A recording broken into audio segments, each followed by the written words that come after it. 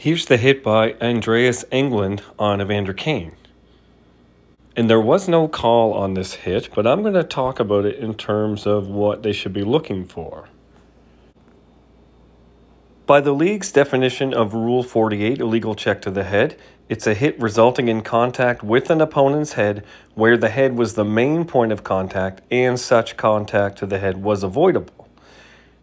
And here's what I see about that. Englund is down in a nice low squat. His arm is completely tucked to the side of his body, and he's going on a path of travel that's going straight across Evander Kane's path.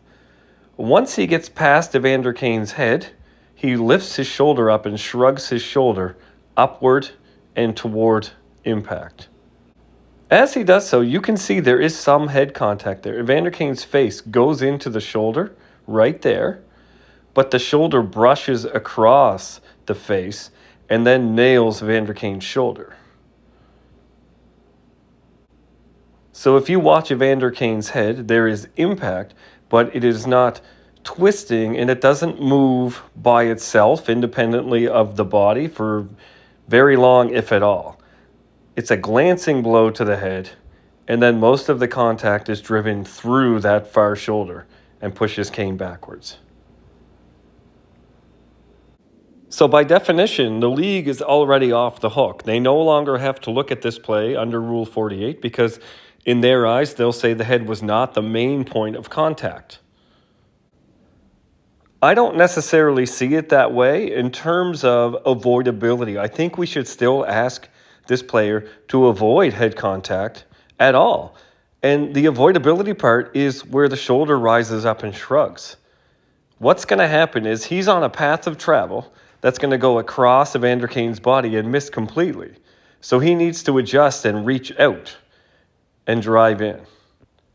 And that shoulder shrug, the raising the shoulder up, is exactly what makes head contact possible. There'd be no way he would hit the head if he was going to stay just like this. There's no way anything would happen. It's when he brings his arm up towards the head, outward and upward, that causes even the potential of head contact. So there is the fair argument that he timed this purposefully and intentionally and safely. He made sure he was past the head before raising the shoulder up and shrugging it up to catch that shoulder. And he certainly could have raised it up and shrugged it up even more, such as what Brendan Gallagher did earlier, for example, when he lifted his elbow up.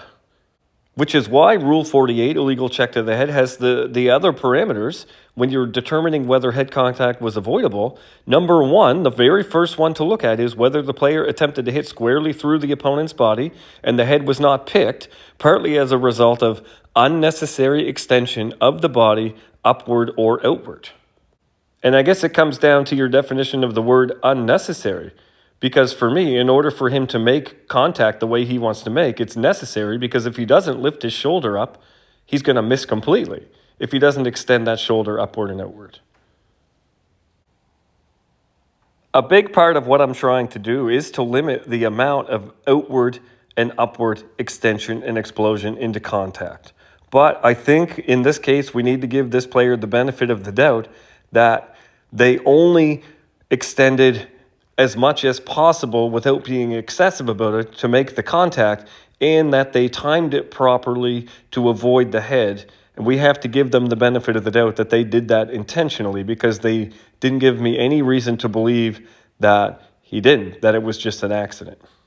Having said that, I just want to be clear that if he had shrugged his arm up even a fraction of a second earlier and caught more of the head, then this would have been a suspension. That's how fine a line it is that these players are walking. So I think it would be better if we just encourage them not to extend outward and upward at all.